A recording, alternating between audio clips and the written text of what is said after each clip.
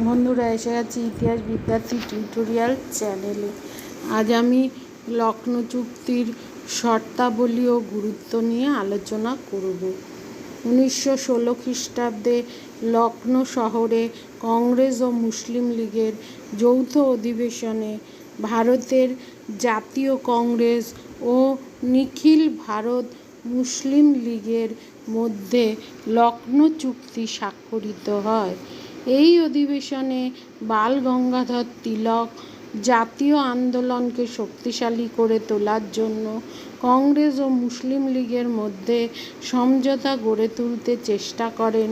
তার প্রচেষ্টায় কংগ্রেস ও মুসলিম লীগের মধ্যে পারস্পরিক সমঝোতা হয়। এর ফলে 1916 খ্রিস্টাব্দে উভয় দলের মধ্যে লখনৌ চুক্তি স্বাক্ষরিত হয়। এই চুক্তির শর্তাবলীগুলি ছিল: 1. মুসলিম লীগ কংগ্রেসের স্বায়ত্তশাসনের নীতি মেনে নেবে। অন্যদিকে কংগ্রেস ও মুসলিম লীগের পৃথক নির্বাচনের দাবিকে স্বীকৃতি দেবে। 2.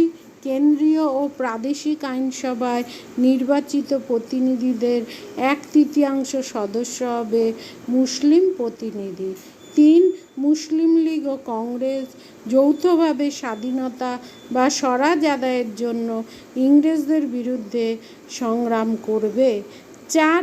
উভয় দলই স্বরাজ প্রতিষ্ঠার জন্য নির্দিষ্ট দিন, তারিখ প্রভৃতি ঘোষণার দাবি জানাবে। 5. ভারত কাউন্সিল লোপ পাবে এবং ভারতে স্বায়ত্তশাসিত সরকার গঠিত হবে। 6. গভর্নরের নির্বাহী কাউন্সিলে একই প্রক্রিয়া প্রযোজ্য হবে। 7. আইনসভার মেয়াদ হবে 5 বছর। 8. ইম্পেরিয়াল লেজিসলেটিভ কাউন্সিলের অর্ধেক সদস্য অবশ্যই ভারতীয় হবে। এই ছিল এই লখনৌ চুক্তি শর্তাবলী। এবং এই চুক্তির অনেক সমালোচনা থাকলেও এর গুরুত্বকে ভারতের তৎকালীন পরিস্থিতিতে অস্বীকার করা যায় না। তা হলো: 1. লীগ ও কংগ্রেসের মধ্যে কী হয়? ঘনিষ্ঠতা বাড়ে। তারা নিজেদের মধ্যে তিক্ততা ভুলে পুনরায় ঐক্যবদ্ধ হয়ে একযোগে ইংরেজ সরকারের কাছ থেকে রাজনৈতিক অধিকার অর্জনের সিদ্ধান্ত নেয়। 2. এর মাধ্যমে অর্থাৎ লখনৌ চুক্তির মাধ্যমে একতা বাড়ে। কাদের মধ্যে?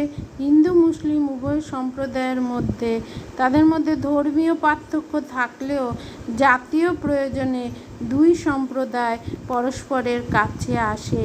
এতে এদের একতা বৃদ্ধি পায়। 3. উদ্দীপনা। নরমপন্থী সুরেন্দ্রনাথ বন্দ্যোপাধ্যায় ও চরমপন্থী তিলক এই চুক্তিকে সমর্থন করে। এর ফলে জনগণের মধ্যে এক রাজনৈতিক উদ্দীপনা তৈরি হয়। 4. সরকারের অস্বস্তি।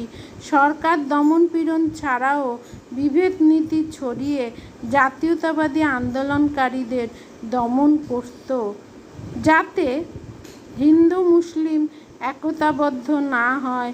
কিন্তু এই চুক্তির পর ব্রিটিশ সরকারের সেই অস্ত্র অনেকটাই অকেজো হয়ে পড়ে। তাই সরকার অস্বস্তিতে পড়ে, কারণ এই চুক্তির পর হিন্দু মুসলিমরা তাদের বিভেদ ভুলে অনেকখানি কাছাকাছি চলে আসে। 5. স্বায়ত্তশাসন প্রদানের ঘোষণা। এই চুক্তি স্বাক্ষরের পর জাতীয়তাবাদী জনমতকে সরকার তাদের পক্ষে আনার জন্য ভারত সচিব মন্টেগু এক ঘোষণায় 1917 খ্রিস্টাব্দে বলেন যে ভারতে সরকার প্রতিষ্ঠার লক্ষ্যে ক্রমে স্বায়ত্তশাসন দানই ব্রিটিশ সরকারের নীতি। এই ঘোষণার মাধ্যমে তারা ভেবেছিল যে হিন্দু মুসলিমদের নিজেদের যে উভয় সম্প্রদায়কে নিজেদের সপক্ষে আনতে পারবে।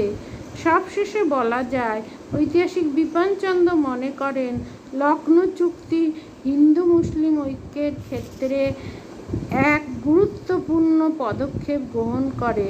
অবশ্য এই চুক্তি ভারতের রাজনীতিতে সাম্প্রদায়িকতাকে ফিরে আসার দরজা খোলা রেখেছিল বলে তিনি মনে করেন। এছাড়া অন্যান্যদের কথা বলা যেতে পারে, যেমন বিভিন্ন রকম এই চুক্তি ভারতের রাজনীতিতে সাম্প্রদায়িকতা ফিরে আসার দরজা খোলা রেখেছিল বলে বিপিনচন্দ্র মনে করেন, আগেই বলা হয়েছে। এছাড়া অন্যান্য রাজনীতিবিদ ও ঐতিহাসিকেরা লখনৌ চুক্তির সমালোচনা করেছেন। গান্ধীজি বলেছেন যে এই চুক্তি ছিল শিক্ষিত ও ধনী মুসলিম নেতৃবৃন্দের মধ্যে একটি বোঝাপড়া মাত্র। এর সঙ্গে সাধারণ হিন্দু ও মুসলিমের কোনো যোগ ছিল না। ডক্টর রমেশচন্দ্র মজুমদারের মতে রাজনৈতিক ঐক্য স্থাপনের উদ্দেশ্যে কংগ্রেস নেতারা সাম্প্রদায়িক সূত্রকে মেনে নিয়ে প্রবল অদূরদর্শিতার পরিচয় দেন। এর ফলে ভারতীয় রাজনীতি পাকিস্তান আন্দোলনের প্রকৃত ভিত্তি প্রতিষ্ঠিত হয়। লীগের তরুণ নেতাদের উদ্যোগে সাম্প্রদায়িক বিভেদ হ্রাস পেলে উভয় সম্প্রদায়ের মধ্যে সম্প্রীতির বাতাবরণ হয়।